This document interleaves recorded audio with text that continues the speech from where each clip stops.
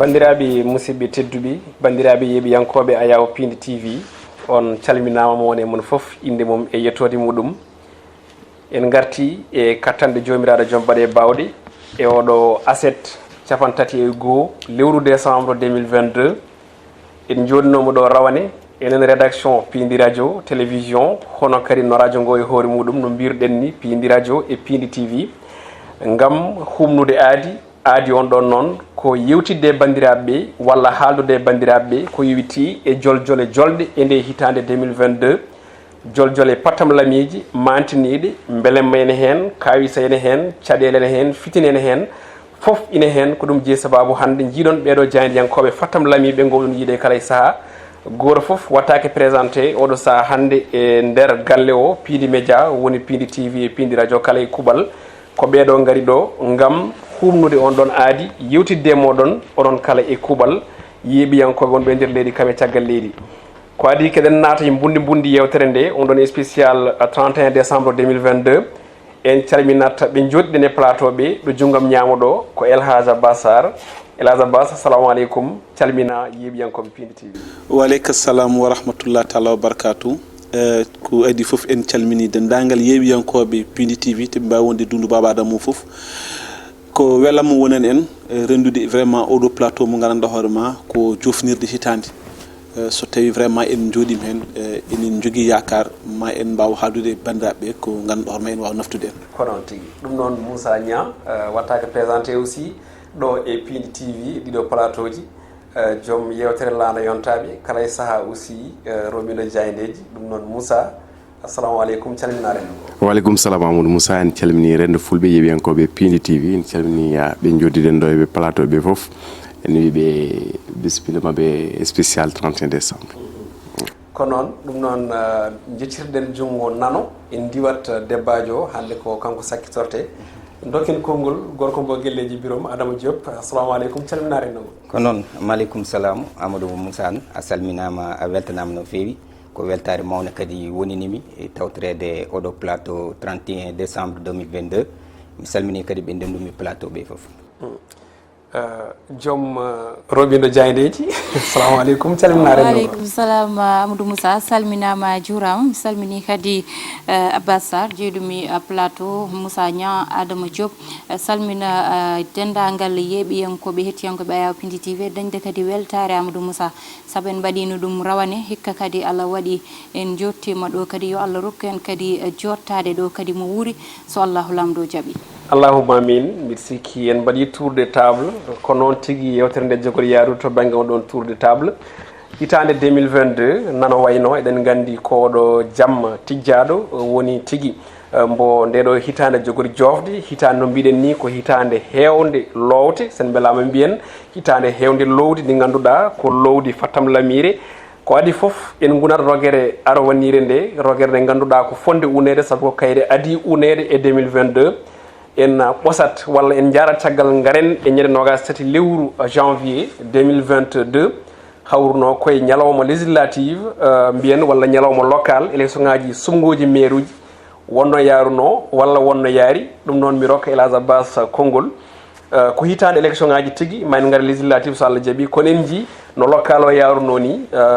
eɗen mbawi wi tan parti au pouvoir o waasi ko heewi no feewi to banggue nokkuji mawɗi sen dokki yeru ɗo e Dakar Ziguinchor nokkuji kewɗi ganduɗa ɗi koye ɗo e nder leydi Sénégal tawete ko wayno Guédiawaye ko hen holno mbawɗa jangguirde ɗin sumgoji local 2022. eyyi Amadou Moussa ko adi foof en beltima so tawi en tottama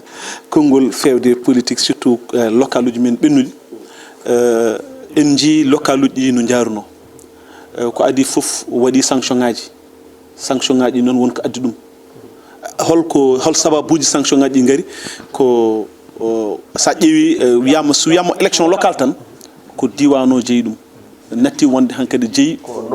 nokku o jeeyi ɗum natti wonde jeeyi gandanɗa hoore ma ko hooreji leydi walla ko parti o ɗum saabi jiiɗa o jiiɗuɓe parti mbasa rendude lawol ɓe ƴetta ɗerwol men jaara banggue ɓe ƴetta ɗerwol men jaari banggue ɗum waɗi a arat e nokku goto tawa kene tolno e comme par exemple yimɓe jeegom walla jeeɗiɗo ene ƴama lefol local ngol ɗon mairie o ko ɗum saabi noon hannde parti au pouvoir dañi heen échec aji surtout comme par exemple sa ari ko en Dakar en ko wayno comme par exemple Guédiawaye ay ko kamɓe ponno ɗum ƴettude par ce que ko Aliou Sall wonno toon mais finalement ko Ahmed Aïdara ƴetti ɗum sa ari to Dakar tawa ko Barthélémy Dias ƴetti ɗum donc ko hollide tan sanction ngaji ɗi hay e nder maɓɓe kamɓe nder parti au pouvoir sanction ngaji gumminomi e dow maɓɓe kamɓe par ce que population presque pratiquement 43% vous yeehi voti par 57% o heddi 57% keddi ɗo a namdoto haqqille ma mbiya hol sababu ɓeɗo jahani votede wona par ce que ɓe gondi ke opposition mais ke waɗɓe sanctionné pouvoir par ce que mbaɗan sanctionné pouvoir so dokku opposition ɓe gonno ɓe jahata ɓe ballotoyi opposition beelma ɓeydo daña ɓeydo jogade doole mais ko 40% 43% woti ɗum ɗum woni a jarama mami artama mbaɗen mi araɗi yimɓe ɓe ganduɗaɓe ko très politique e nder galle o Adama Diop koye ma paami Elage haali koko yowiti e vote sanction holno mbawɗa jangguirde élection ngaji local 2022 ko noon Amadou Moussa weltanama no feewi e ngal ɗon namdal no Elhaj Abbas Sarr wirini tan min mbiɗa wawi arde hen e deux aspects e fannuji ɗiɗi par exemple no mbiruɗen élection locale ni élection locale ko élection ɓurɗo musde e nder élection ngaji sen ƴeewi par ce que aɗa wawi wondide neɗɗo e nder galle ni e manan diɗorno kanko ano e makko foof taw goto mom foof ene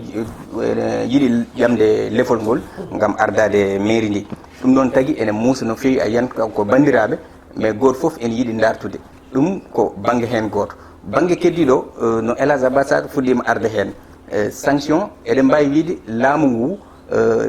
jencude nde ɓe keeɓi ndi wona jencude moƴƴiri pourquoi par ce que en jii no ɗum yaltinde vraiment hayso tawi ɓe mbaɗi ko wiyete liste uji parallèle uji ne mbayno leydi en kaalino ɗum ɗon hewɓe wonɓe e nder mouvance présidence o jeehi mbaɗi hen liste uji parallèle ko nande eɗen mbawi haalde hen ko nande liste nafoore en eko way noon nder département de Kanel nafoore mo Daouda Dia en jii vraiment holliri doole makko no fewi no fewi buntu bi en eko way noon sen limi tan en juuman donc ɗiɗon foof ko e dow yamirore kadi président de la république Macky Sall e kokka yamirore yoɓe mbaɗ liste uji mabɓe goto foof ene ɓeeta doole mum e nder hen noon en gandi hol goto hen foof poids mum to tolni donc ɗum tagui local oɗon o addi vraiment ko gandanɗa hoorema e pouvoir e maɓe mbaw jottade ɓe mbawa yurnitade koye mabɓe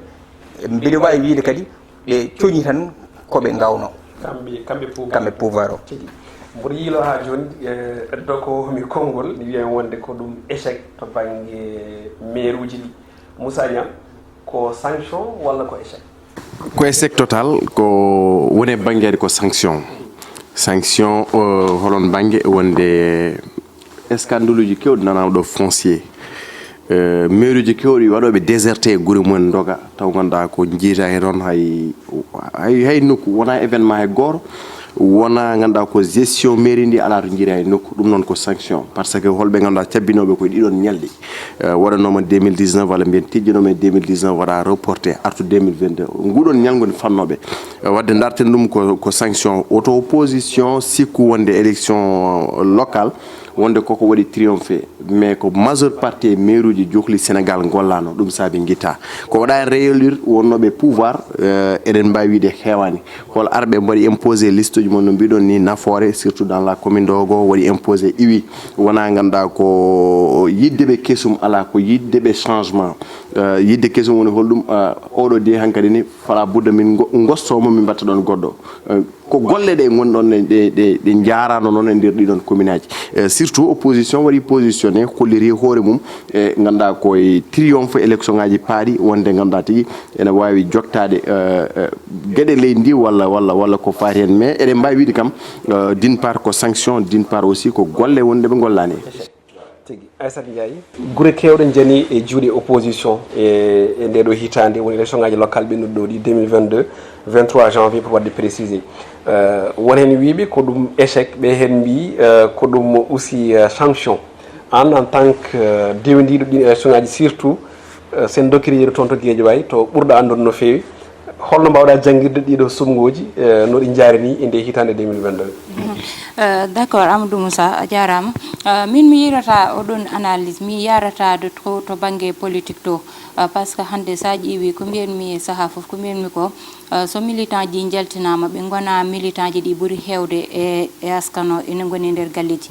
te yahoɓe wotoyde ɓe ko ɓuuri hen hewde kadi ko ɓe ganduɗa jooɗiɓe galleji mumen memani politique e ko way noon hande so ƴeewama ko message mo ganduɗa mo population o hande addi fawi ɗum e juuɗe gardiɗo leydi ndi ça dépend noon e oɗon message holno famirte e oɗon message holno ƴettirte saabu hande ko tolniɗo ganduɗa yimɓeɓe tampino to banggal coronavirus yimɓeɓe tampino e banggue mo ganduɗa hande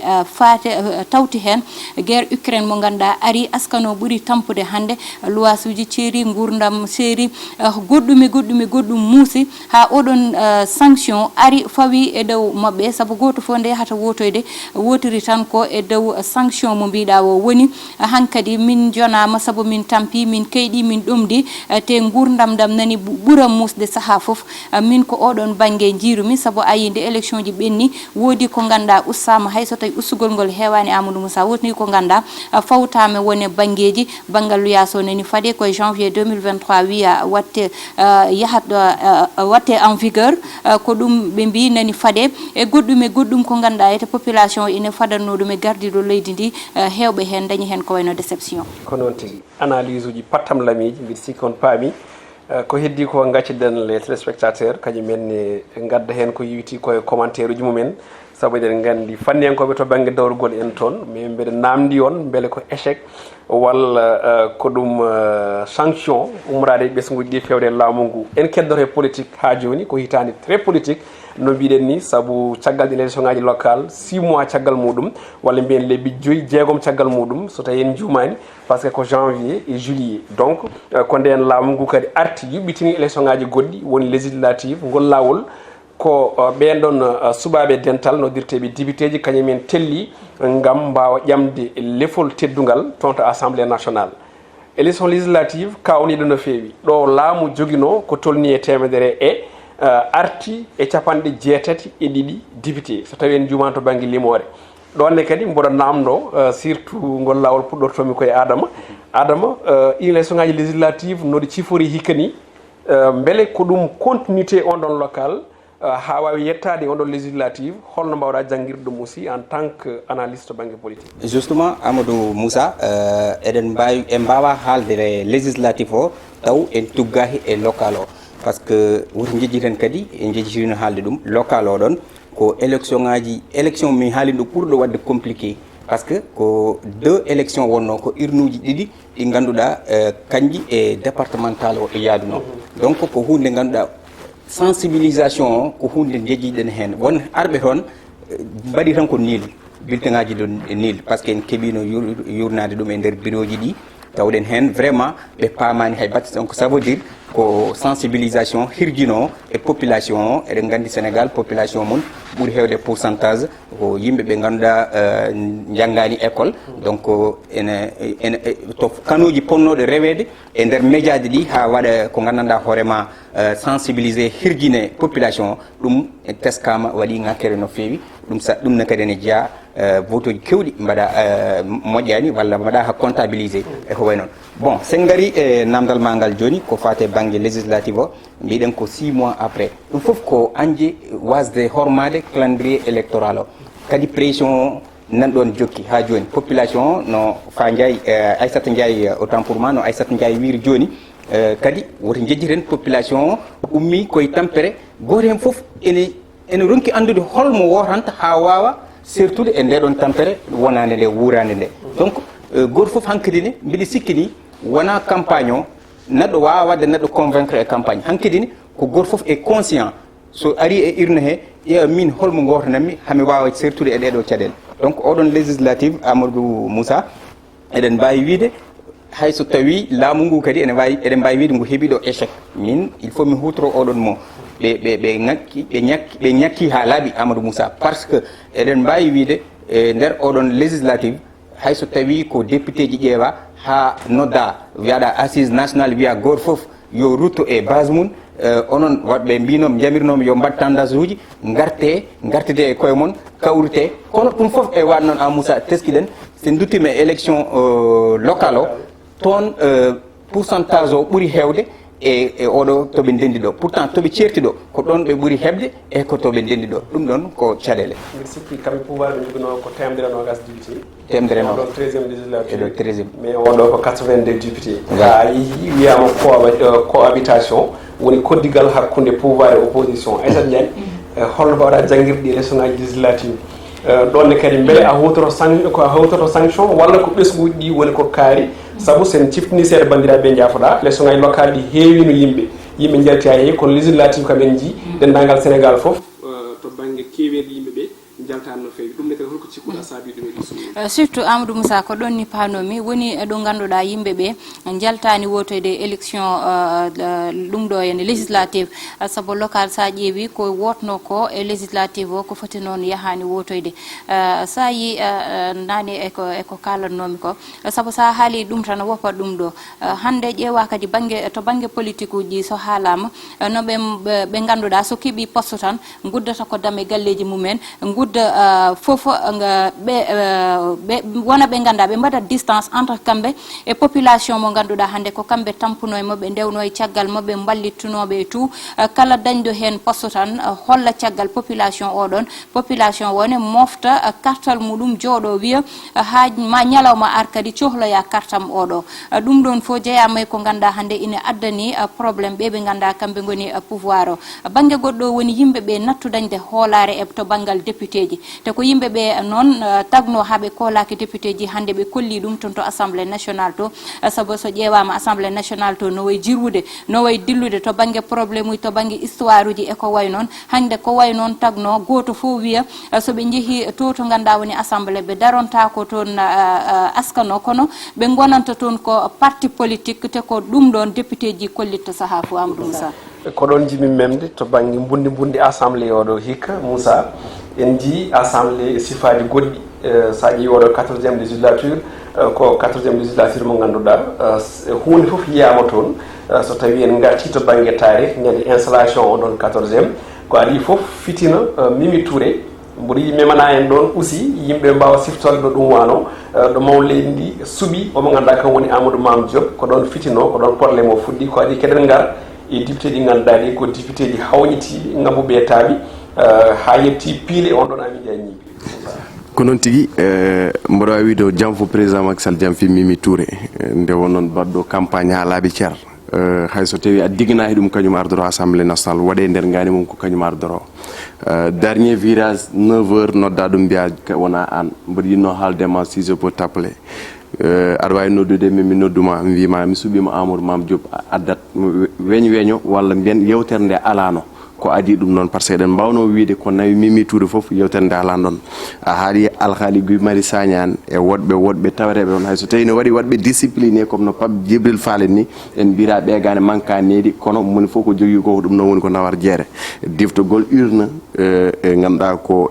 no mbiɗa ni kelle beñweñe walla mbiyene pette teskaɗe toon no Amy Ndiaye ñiibi kono kadi e garangal woɗɓe ɓe ganduɗa ɗamminnono ko toon en mbawa wiide place uji mabɓe wona toon kono min mi fadanoɓe toon ko wayno kuuro makki en eɓe ganduɗa wona jangde mumen wona darde mumen hankkadi ne wonti kalkoɓe mbiyeɓe ko daɗi ɗum noon par ce que sa daari kuuro makki wona gandal makko nawi toon holko hokkimo doole seeɗa wiide ko min ko Macky Sall darimi holko wone saagi Aissata Ndiaye wima ferel pisele wone ɗum ɗo donc nak en daari hankkadi ne woni comme genre sabotage ni en quelque sorte est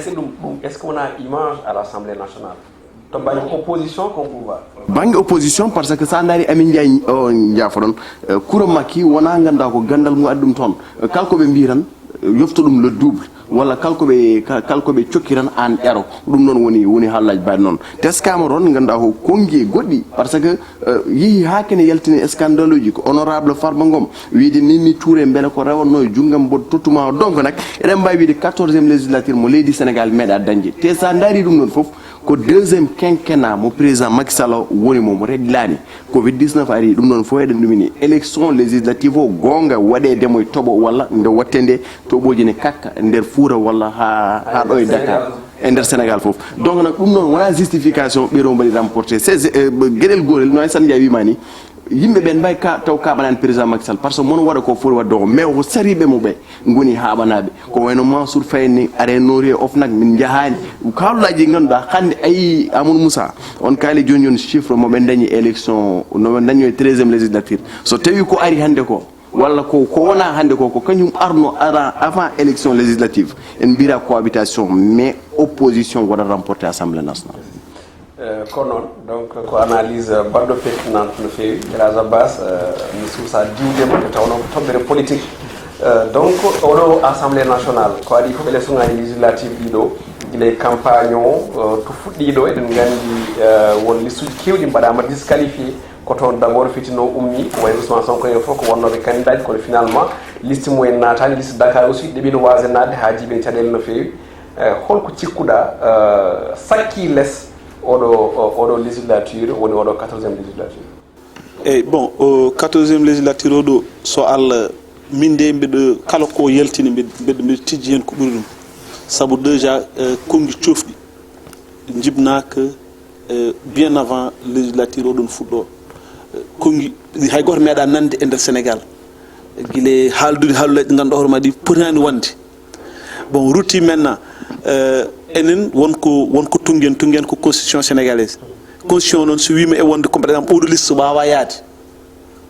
alay saago ɓayde ko toon tugniɗen alay saago mbawen jaɓande ɗum ɗon ko saabi ko noon maintenant hande oɗo assemblée o wayno wayni ko gila eɓe cuuɓo eɓe gorema foof no anduno yarani toon pour manam yimɓeɓe yarani toon pour population sénégalaise opposition comme pouvoir hay en goto yarani toon wonande kañum yahani toon ko ɓesgu yahani toon ko hoore muɗum yahani toon ko parti mbo wonano toon donc so tawi ko parti jahanɗa walla ko hoorema jahanɗa hankkadi an hay so tawi neɗɗo haali haala ka fayanima jirta ɗum ke ma fayni après an jabol ma wontat tan ko amère manam jabol mettugol wonata ɗum woni ko woni ko nder assemblée hande kala ko jiiɗa hande e nder assemblée tam tongi toon woni ko yimɓe hay goto yahani toon e inde mum yehi toon ke inde parti muɗum c'est vrai ko parti ma nawatma mais une fois sa waɗama élire an mbiyaɗa ka poɗɗa wonde ko élu du peuple a fotano wonde élu du parti walla a fotano wonde élu président walla a fotano wonde ala an ko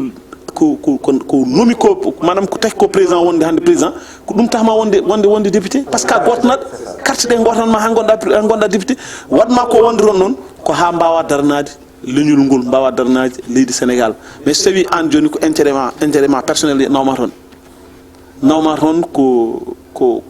kala ko haala joftoɗa bon finalement a wawa rokkude yimɓe ko foti ko woni nder rogere mbi sikki ndi diggi hay so tawi ma won bindi diggani so tawi en kalani piile caɗele jeyade toon to assemblée nationale motion de censure bien sûr ma en jubbu hen hay sinno ko seeɗa saabu eɗen gandi retour premier ministre koye nde hitande Amadou Ba mo ganduɗa kam woni hooreje jagorɗo kam suuɓa mbiyen maw leydi ndi suuɓimo e on ɗon tumo e déclaration makko politique général en jii konngudi o haali ɗon ndi waktuji timmuɗi kono kadi aussi eko yiwiti on ɗon motion de censure baɗɗo 3e to banggue tarih leydi men Sénégal caggal Mamadou Dia Abdoul Mbaye kanko Amadou Ba aussi o heeɓi on ɗon motion de censure Aissata Ndiaye motion de censure ɓennuɗo henno e dow hoore Amadou Ba ɗonne holno jiiruɗa ɗum aussi échec walla ko ɗum mbiyen ko ɗum sembi pouvoir dañi walla polgu dañi e dow ɓe ganduɗa kañum goni opposition Amadou Moussa bon min e hakkillam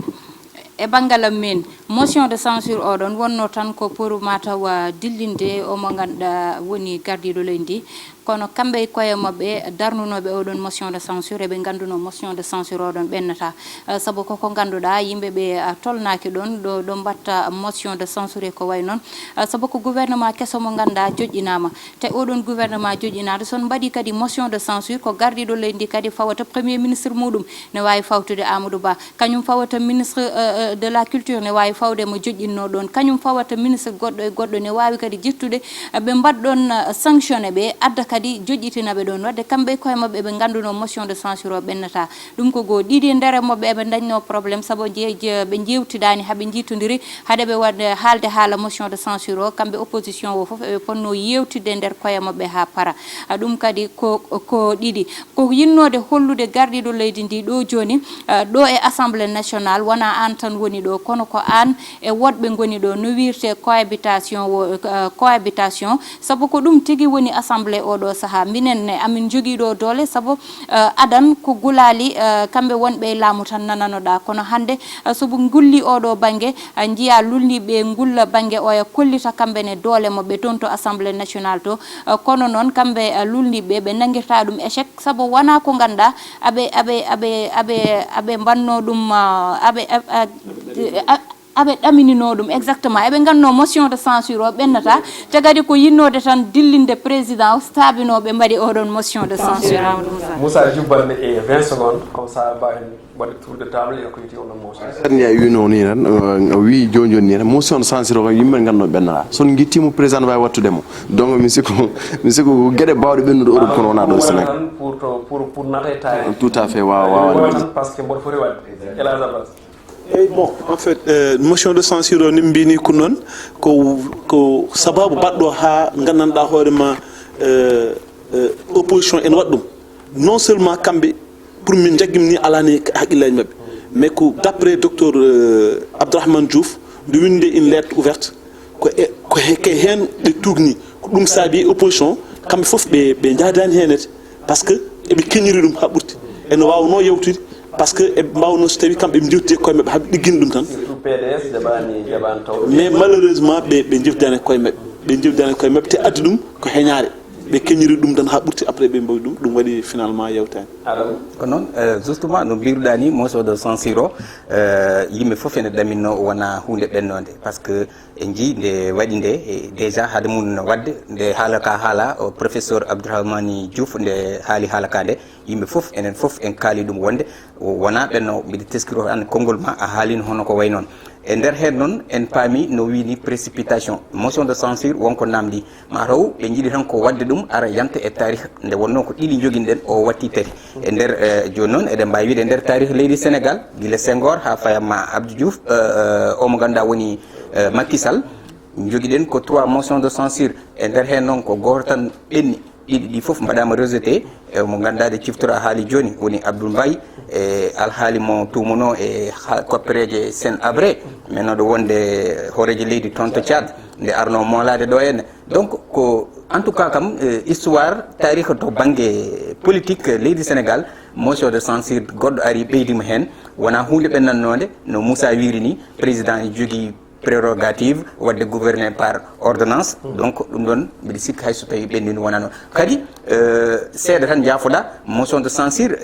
so tawino ɓe mbarino seese par ce que won gandu goɗɗo mo kenninomi en haala caggal nde ɗum waɗi so tawi ɓe mbarino seese haaɓe mbawno hebde motion de censure o paasa par ce que hay opposition ngaji ɗi won hen wadɓe abstinence comme Abdou Bara Dolly Mbacken haali yalti ouvertement wi kañum worata ko anda worata ko famani donc ça veut dire à la communication donc eɗen mbawi wadde noté aussi opposition e oɗo 4e législature caɗele mabɓe majeur ko wasdeɓe famodirde justement donc ko noon ɓe sikki ɗone kadi fuɗɗima ɗiggude politique ko rogere yanji ɗum ji sababu eɗen junno hen no fewi beele bandiraɓe mbawa tigui famde ɗum saabu eɗen gandi en kewani jooɗade hono ni ko occasion e 31 décembre e kala hitande so Allah tawnede mbaɗen hono ni bandiraɓe mbawa siftorde en mbimat dossier mo ganduɗa ko dossier gudditaɗo dossier déjà gadduɗo ko haalte ɗo ko foof e nder leydi Sénégal woni dossier suite beauté ɓe hen mbi hakkude Ousmane Sonko e Adji Sarr hikka leader Pastef o noddama yeehi toon to doyen des juges mawɗo ñaago Oumar Maham Diallo o joddima kadi walla mbiyano tawdiri hono e Adji Sarr kono kadi dossier o waɗama accéléré no fewi e oɗon saaha mbo kalten gueɗe kewɗe peeñi hen hayso tawi koto banggue ñawoje en kewani jumpude nder nderi kono kam wonko hakkillaji men puɗɗi jaggude e oɗo saaha won hen wiyewo yo waɗe non lieu woni joñe ha laaɓa waɗe classé sans suite heddi ɓeni mbiye ala yo yaahe ko wiyete ko e procès sababude ɓe sappo e nayo walla sappo e hawruɓe lajjal e seppoji ɓennuɗi Moussa dossier très politique judiciaire politico judiciaire mbiyen Ousmane Sonko e Adji Sarr holko mbawɗa jangganden hen seeɗa caggal nde yimɓe heewɓe ketta hen ko wayno capitaine Touré en ko wayno aussi omo ganduɗa kam woni Mamoudou Diallo Ousmane Sonko Adji Sarr woɓɓe woni yes MCN fof ganduɗa ko ngari par ce que mbaɗa wawi wiide dossier o ɓuuri wadde avancé koye nde hitande ɗo umminaɗo e gargol Oumar Maham Diallo par ce que yimɓe jii justesse makko ɗo to dossier o yarto yimɓe jii ganduɗa ko terre makko ko waɗi fof kamɓe fof no mbirɗani ɓe mbaɗama auditionné e mbaɗi kubdini mais ene waɗi ganduɗa ko information ngaji ɓesgu Sénégal ene foti ɗum jabde ene waɗi ɗo fotani ɗum jabde ganduɗa ko oɗo audio ko Adji Sarr jeeyi oɗo audio ko Ousmane Sonko jeeyi oɗo ko Kaari jeeyi woni audioji ganduɗa ko ngala authenticité hay goto fotani en ɓaggade ɗo technologie par ce que mi ara hen tan no wiya audio Adji Sarr ganduɗa kone limte ɓeɗo fof ganduɗa ko o wadde mumen kunde Amadou Moussa neɗɗo goto wiye wonde Adji Sarr onon fof calaɗon wiye ɓeɗo fof wonde Adji Sarr onon jaɓon min haqqillam jaɓani ɗum noon deuxièmement holko ɓuuri hen wadde complexe e nder majjum ganduɗa ko face à face Adji Sarr Ousmane Sonko Allahu alam holko heewi nder walla hol wattamo par ce que PV ji ɓe jalta mbiye PV ko majji walla PV ɗum nani alandi ɗon tan andat y a une très grande confidentialité gonɗo nder toon non lieu noon wawa wonde oɗon dossier par ce que ɓesgu Sénégal ene sohli justice o noon wona hakkude mabɓe kamɓe ɗiɗo yimɓe gonɗa ɗum noon couvre feu Ousmane Sonko yi mais justice e ɗiɗon pittali keddiɗi hen justice e ndeɗon bonande par ce que hewɓe hande donki yirade koye mumen ha joni e ɗiɗon seppoji walla e bonande ɗiɗon seppoji par ce que min ko hen jeyami mi nawanama hen mi bonirama hen donc nak pour dire tan ɓesgu Sénégal ene sohli oɗon justice e nder oɗon dossier te ɗo ɗo ganduɗa ko chrono mo ganduɗa ko 72 heures Oumar Maham Diallo waɗi faade Ousmane Sonko e Adji Sarr ɗo kadi Ousmane Sonko kadi waɗi rebondissement goɗɗo e wadde porté plainte Mamoudou Diallo wiide kañum ganduɗa ko kañum tambi gueɗe ɗe foof e wadde ɗum ganduɗa ko happande ɗum e politiquement yidde warde ɗum politiquement donc eɗen mbiya tan rogere nde ɗon foti ɗiggude ha laaɓa dossier yimɓe jalten 2023 faye e mbadde gonɗi waɗi ene gueɗe goɗɗe Aissata ko dossier politique complot no yimɓe Ousmane Sonko mbiyata ni walla ko dossier manipulation no yimɓe pouvoir mbiyata ni holno pamirɗa ɗum e caggal nde avancement o teska e nde hitande 2022 Amadou Moussa aɗa andi dossier o guila fuɗɗi yimɓe hewɓe ne mbiya ko manipulation ko dil pawaɗo ko ni sabu sa ƴeewi rawanene en kaalino hen hikka kadi en kaalino hen kono Amadou Moussa yewtaw e 2023 o e début o ma ɗum ɗo waɗe évacué hankkadi yimɓe payay goɗɗum sabu koko ganduɗa hankkadi yimɓe tampi hen ko ganduɗa yete heewe noppi yimɓe e ko way noon yimɓe cohlani ɗum ɗo e oɗo saaha eɗo Sénégal tolni ɗo yete min gandumi hen ko so tawi dossier o ko politique yo yawno waɗe évacué yimɓe payay goɗɗum hay sene waɗe classé sans suite ko Moussa ñaawi wawa wonde waɗe classé sans suite yimɓe payay goɗɗum sabu hande sa yi o mo ganduɗa kanko woni baɗaɗo porte plainte o sa yi o waɗama porte plainte hande koko ganduɗa inde makko innama ko heewi e nder oɗo dossier mo ganduɗa ete hande nani haale Mamoudou Diallo inde makko nani haale jamma e ñalawma teɓe jii ko o mo ganduɗa kanko woni doyen des juges noddanimo taw mataw ko ɗum tagui kamɓene jonde nde ɗon jaakiɓe koye mabɓe saabi hande kamɓene ɗiɗo audioji yaltinde ɓe mbaɗa plainte kamɓene banggue mabɓe beele ma Mamoudou Diallo waw noddede banggal justice finalement o noddama semaine jewtuɗo ɗo o voilà o noddama o notoyima o woodi ko haali hen sinno wona onne faadima en kaala hen ko wi voilà nan ɗon kamɓene oɗon saaha ɓe tampe ngal ɗon banggal Amadou Moussa saabu hande ko ganduɗa woni dossier Adji Sarr so oɗo banggue memama ma waɗe médiatisé so ɓeɗo noddama a yiyata média o yara hen no foti yarude ni ɗum ɗon fof koko ganduɗa hande ina foti ƴewtede haale dossier Adji Sarr dal waɗe évacué kañum e Ousmane Sonko saabu noon wona kamɓe jeeyi Sénégal kono kadi wona kamɓe jeeyi sénégalais ji ɗi yimɓeɓe ne jogui haajuji goɗɗi kono wona ñande fo nani waɗe médiatisé o nani haala to o nani haala ga biyaɗo waɗama ni walla wattama ni kañum way kono ko wiya waɗama ko safani ɗum hande mimi ko banggueji kewɗi Amadou Moussa ko ganduɗa hande sa nani Adji Sarr nde nodda hecci hanki dari wiide est ce que komin wino komi cowiɗo hande ina hulɓini emo ganduɗa kañum joɗino e murdande muɗum huccite sénégalais ji wi kaari wi kam yomi bonnu reedu wi yomi yar café ekoka mbele ma reedu ndu don bon daro wiya kadi sénégalais ji di est ce que ko min wino hande komi ciowido wadde odon dossier Amadou Moussa foti ittede do yete yimbe payay goddum ko non tigi payane yimbe très politique en dafa job adam odo dossier hol ko woni musulman e makko caggal 2022 adni en kam ha hewbe kedama hen confrontation wodi hakkunde Adji Sarr Ousmane Sonko mbele ko yehe procès walla ko wade classé sans suite ko noon Amadou merci beaucoup no idiɓe ɓe en to ɓe ndewi ɗo rek en mbawa worade ɗon no fewi par ce que eɗen gandi dossier o hay soko tawi woni koye ñawore ko affaire justice kono noon eɗen mbawi wiide no ɗum ɓoyiri ni an Moussa politique nene e nder makko donc taguin wiide noon à chaque fois guila to Ousmane Sonko no wiyatano kadi jaddotono gam notoyade ha Allah waɗi o jaaɓi o ari o notima ɗum ɗonne kadi to yeehi ha doyen des juges yiɗi ƴeftude dossier o yaltino haali wi wonde woni koye ceɓel leɓel alhaali oɗon presque ko fuɗɗi gasde ɗonne kadi Ousmane Sonko ari porti plainte en Moussa ɗum ko morlere jigra tan mbatten par ce que affaire o ne juuri to ɗon Ousmane Sonko ari porti plainte donc c'est comme si min mbiyatmi e janggetam tan mo janggumi hen min personnellement wayno il paraît que Ousmane Sonko to fuɗɗino jaddade guila premier ha Allah waɗi o ari o nohima kadi joni to ari o portiri kadi plainte ɗo to dossier o fuɗɗi seɓɓitade e doyen des juges Maham Diallo to wi wonde koko gasi joni nde heddi tan ko seeɗa en waɗa bouclé alhaali o en tout cas o ari o porti ɗon plainte c'est comme si o yiɗa haala ka gasa alors que haala ka ene foti gasde no mbirɗon ni e pittali mayɗi hen ɗi wawa woppirede noon tan non lieu kadi hayso tawi en jarani to banggue ñawore eɗen gandi non lieu wawata wonde par rapport e oɗon confrontation woti jejjiren Ousmane Sonko won namde kewɗe ɗe salino jabade donc tant que o salima jabade ɗeɗon namde mi sikkani e nder juridiquement taw non lieu ene foti wawde wonde donc il faut procès il faut procès et puis eɗen en jejjiri woto jejjira Adji Sarr nena namdo procès public beele mo heɓ ɗum beele o heɓata ɗum ko namdal mawgal wonde ko namdal mi sikkiran mangal jaabti e 2023 inchallah ko wawi wonde foof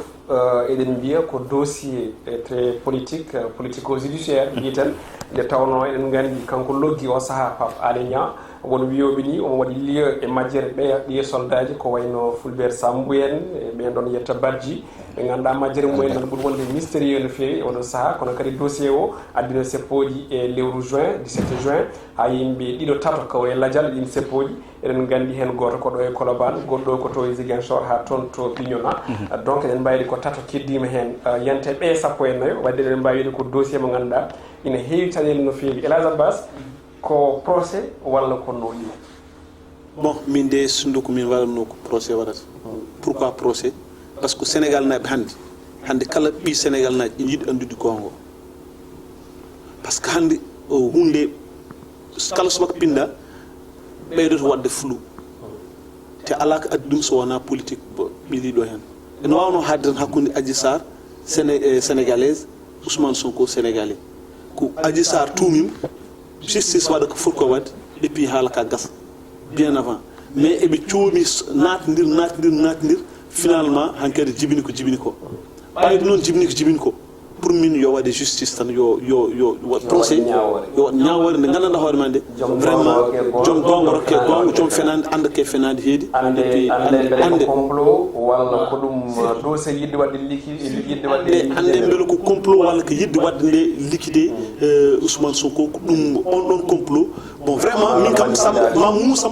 ma muusam no feewi so tawi ko ɗum complot par ce que min mi meeɗa taw tan ko min haala min Abbas min meeɗa sikkude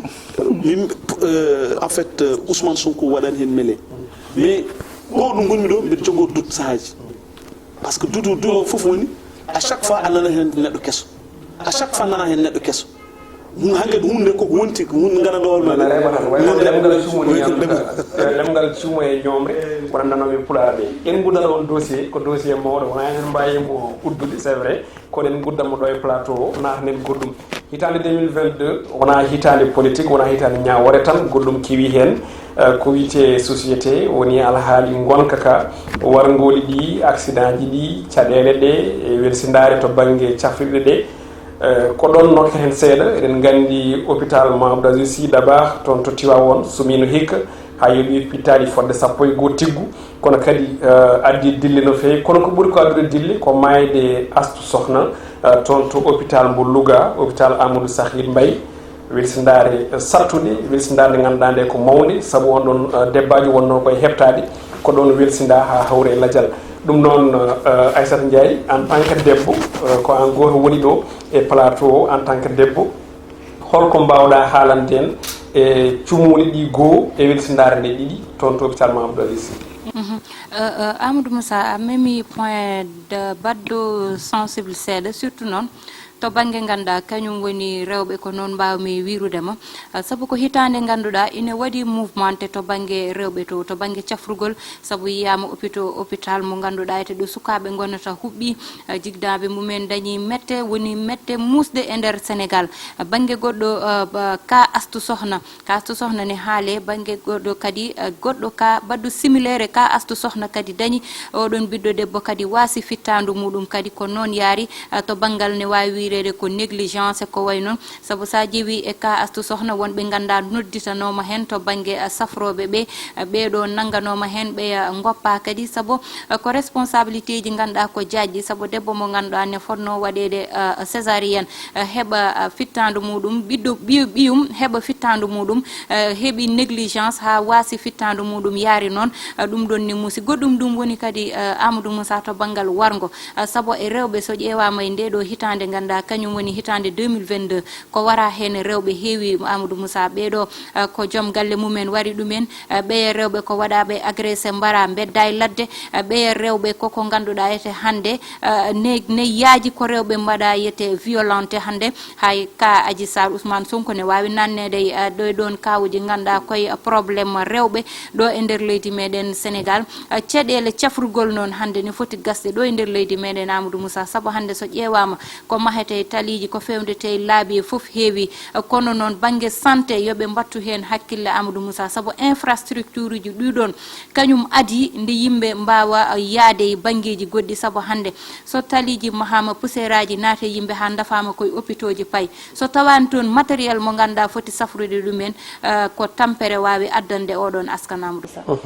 ko noon ko tagui dokkuɗen mo konngol kanko woni debbo eɗen gandi ɗinon fitinaji walla ɗen caɗele kala ɓuuri fawede kode rewɓe nde tawno rewɓe ko famarɓe doole e nder leydi Sénégal d'ailleurs e nder windere nde fof sa ƴeewi ha tengte leydi Sénégal ɗum ƴi sababu noon dokkuɗen mo konngol o yanñi hen en ɗawat konnguɗi heddiɓe on ɗon banggue ko toɓɓere yanje kamne way kono politique wayni en ɓosat seeɗa ko ɗon guddirten nde tawno waktu o nan huuɓa koko yewiti e belemma mawɗo mo Sénégal heeɓi e nde hitande 2022 mataw ko 6 février 6 février nde hitande 2022 on ɗon 6 février mbiɗa sikki rythme football Sénégal jari no fewi toon to Douala ɗum ko goho ha yetti toon to Ganno wuuro Kalidou Koulibaly ɗo Sénégal ƴetti on ɗon coupe d'Afrique des nations de football mbiyen lawol gadnol guila 1961 nde on ɗon fédération sénégalaise de football ne wayno jibina ko belema mawɗo on ɗon CAN 2021 pettuɗo 2022 toon to Cameroun Moussa Niang mbiɗa sikki hitande 2022 ko hitande ganni to banggue football e woni coftal balli leydi Sénégal e ko noon tigui gaga sakket arde ganduɗa ko 3e participation les lions de la teranga e coupe du monde oɗon sacré woni mo ganduɗa majjara oɗon 6 ganduɗa ko kihiɗe 6 naate ganni leydi Sénégal no oɗon subaka Sénégal Suède naatire gannini Amadou Moussa mbiɗani ene wayno ganduɗa ko compétition kawninoɗo walla mbiyen jiibinoɗo ha ɓesgu Sénégal yogi hen pipti wonde ganduɗa ko wattinta testeji covid o nangama covid o ma fettu o fettara mais caggal jiiɓoro foof Allah hokki fattange baroɗe teddugal leydi men Sénégal hebde oɗon sacré e yesso Égypte e woni no belamma kewɗo belamma ɗeɗon balɗe e ñalawmaji ganduɗa ko ɓesgu Sénégal haymo ganduɗa ko jabɓuɗa ko kañum wiyatma yaafo wonani wiyata ɗum yaafo donc ko ñalawmaji badɗi fayida en duttima e coupe du monde kono en jiino Allah waɗiri mais ko expérience woni ko jangga en haallaji kewɗi jalti hen hen ganda ko Al Khali Fédération yo wayle walla Aliou Cissé yo ya walla yo jooɗo les sorciers blancs walla ganda ko ɓeɗon wonɓe local kono sen nawi ɗum tan seeɗa ganda ko e mbadi wondi football Sénégal waɗi développement kewɗo walla heeɓi fartange no secteur no mbiɗa ni santé waɗira éprouvé ni ko noon woni belamma e secteur sport o par ce que nari big shocker 7e sacré moɓe keeɓi e ganda ko ɗum noon kadi ko fartange kewɗo uddiri goɗɗum président de la république yakari ha wiya ganda ko nokkuji yo mbaɗe e ganda ko dingre ɗe Sénégal wawa bismade ngel ɗon kewguel par ce que dari eɗen poɗodire gam bismade oɗon coupe d'Afrique des nations 2025 donc nak ko fartange mawɗo e wiide tan waɗi évolution mawɗo eɗen ñaago kadi hebde ko ɓuuri ɗum noon e duuɓi paadi arde mbasen yejjidde aussi e ouverture e stadium Abdoulaye Wade de Diamniadio ko ɗo ni Sénégal fetti match muɗum retour hakkude mabɓe dowla Égypte hitande 2022 ko hitande football Sénégal no mbiɗa ni no fewi so tawi en limti équipe aji tokoje catégorie ji dow ha less e on ɗon junior et senior en foof e mbaɗi kuuɓal Adama Diop hitande 2022 ni woniri outil ko hitande nde Sénégal woni ɗo kalto jaggi Égypte fiyat to bangue football to bangue beach soccer to bangue aussi basket handball e gueɗe mbaɗe noon kala discipline mo Sénégal jagguno fiɗon Égypte kono garnani e sac on mo ganduɗa kam woni coupe d'Afrique saabu ko on ɗon tigui marque hitande 2022 wonande équipe nationale du Sénégal kono Amadou Moussa a weltanama no feewi no mbiruɗa ni tan so tawi en duttima seeɗa caggal walla ni ha heewa caggal par ce que gaddanan moon ko hitande ujunere e temedde jeenayyi capanɗe jeegom e jeeɗiɗi 1967 omo ganduɗa hanki yalte aduna woni roi play e walla heccanki voilà no yaltirno new o meeɗino arde ɗo henne e kanko e club makko ɓe pettude e club goto nden wiyatno ko région de Cap Vert ɗo e Dakar wonno stade Demba Diop e nder hen noon ɓe keeɓi fiide en 4 buts à 1 kanko ni omo jeeya e markuɗo hen mbi goto kono o heeɓino suudde konnguɗi caggal nde fettide Sénégal mbiɗa sikki ko ɗum woni ko jiiɗen e 2022 par ce que wi Sénégal ko leydi ndi ganduɗa joguide avenir e nder sport ha tenti e football donc ɗiɗon konnguɗi ko konnguɗi ɗi ganduɗa ko légende haali ɗum ɗon ko seeɗa tan jinnomi ruttata se garti ga Amadou Moussa no mbiruɗa ni e vraiment 2022 ko année baɗɗo mo ganduɗa hayso ko quelques fractions de seconde Sénégal naɓe foof kawri mbaɗi union de cœur hayso tawi eɗen gandi politique o ene heewi doole nde woni 2 jours 3 jours goto fof ruttima e goɗe mum kono kam nde oɗo coupe du monde coupe d'Afrique autant pour moi nde keɓɗenmo nde Amadou Moussa mbirɗa ni guila caggal indépendance eɗen jiilo ɗum ɗon ay woto jeejiren en mbaɗino organisé oɗon coupe d'Afrique 92 vraiment ɗum ɗon foof Allah hokkani hen fartangue en jiiha eɗen jaaha eɗen garta eɗen mbaɗa qualifié en mbatta qualifié ha Allah walli en no mbirɗa ni e oɗo année kam cikkuɗa elle walla ni eɗen mbawi wiide wonde mbaɗen certifié wonde ko enen goni dow Égypte par ce que kala to pottuɗeɗe mabɓe e fannuji ɗi foof en piyamɓe vraiment keɓen mabɓe polgu no hanniri ni kadi eɗen gandi Égypte wona équipe tokos e nder Afrique donc so tawi en gari en jaɓɓe e dow balaɓe mabɓe la budde ɗum wonta surprise e Sénégal ara ƴeftita oɗon place ɗum woni sacré mo kemnoɗen ɗo henne mo yejjitta naɗɗo e nder histoire tarih football e nder Sénégal 6 février 2022 toon to Douala El Hadj Abbas sacre continental équipe nationale du Sénégal to banggue football mbiɗa sikki a yejjitta ɗum mi yejjitta ɗum Amadou Moussa Anne par ce que wonanam welam ha ɓurti somi welama wi mi ƴettat coupe ndu Sadio Mané tirat ball o mbeɗa wonde baɗam goto min personnellement ko min e hoorema faɗɗi mi lewi après finalement ɓe gaddidem ɓe mbaɗa par ce que min ɗo ƴettide o tiromo tira pour minen wawi toon o ornat ɗum kellante par ce que wawa nadde par ce que so naati en ƴettat coupe min ko wiyatno Sénégal ƴettata so ƴettata coupe wiyatno ko droit o jawa Sénégal ƴettata coupe ɗum ne wone hakkillaji nder Sénégal voilà parce que min aussi aɗa andi Moussa Niang no waɗa émission mum club 221 pour artude e Aliou Cissé seeɗa par ce que waɗino saaha ɓe mbiyat Aliou Cissé wawa pour min j'avais une certitude que Aliou Cissé ma ƴettu coupe e hawram nde kono ñande final o ko ñande hen kam vraiment dañumi kam ko meeɗa dañde football soko yande faɗɗi ha mbaɗami ndiyam Allah seedi mais ko welam quand même welam mawd be andi kadi équipe oɗo mo jimi en way addude goddum ko buri dum do parce que be jogi yakar parce que ça est par rapport et performance du jour min di jogi di anda tigi ko sukabe yidde jogi be fayde yedande dum do jam nani aussi Adama Diop arti hen ko bon etande ayi Sénégal no way wel yimbe fof gontina du goto en hawni ko non classe politique o be ganda kanyum men ngoni lurondirnobe kala sa fo kawriti Aïssatou Ndiaye ko boyani ko hankirino watti yewde football du Sénégal hanki jetti coupe d'Afrique holdum ko hol teskuya mo jogida e odo sac continental 2022 bon Amadou Moussa dandi sport kam dandi wana domenam mbami hen tan kono sénégalais ji di mbay hen ni wiide no Aliou Cissé do o fotani wadde ni walla o fotani wadde ni tawa ni gandalam yarani ton kono non koko ganda be gaddani Sénégal welema mo ganda ko yetteral sabu koye juuɗe Aliou Cissé fonno rewde Allah rewni ɗum ɗon sabu Aliou Cissé gongal muɗum walla jogade mum équipe o guila jogui équipe o mataw ko ñingete ko ɓuuri hewde e ko watte félicité ko so ƴewtindama sabu ne waɗi fayuji kewɗi ɗi ganda ene dañi équipe national non mo Sénégal woni mo ganduɗa ete hande en tant que ɓe soɓe gañima tan fayuji ɗi yiyetake foof watte ko gom waɗe effacé so match gasi a yiyata analyse o faya oɗon banggue kono so tawi probléme dañi hay so tawi ɓe tottiri doole mabɓe juste ha dernier minute jiyata ko goto fo jooɗo wiya Allah fotano yarude ni walla fotano yarude ni sabu saaha Amadou Moussa jottaɗa ƴeewa match mo ganda Sénégal gañi ganda ɓe gonani e nder match o kono hande ko kamɓe jeeyi polgo kono so match gasi a nanata mukko ɓe kala fayuji ganda dañi hen te ɗum ɗon ina jeeya ko addanta Sénégal probléme à chaque fois sabu ɗiɗon probléme aji yaha ha dernier moment adda probléme sabu ayi nde o mo ganda kanko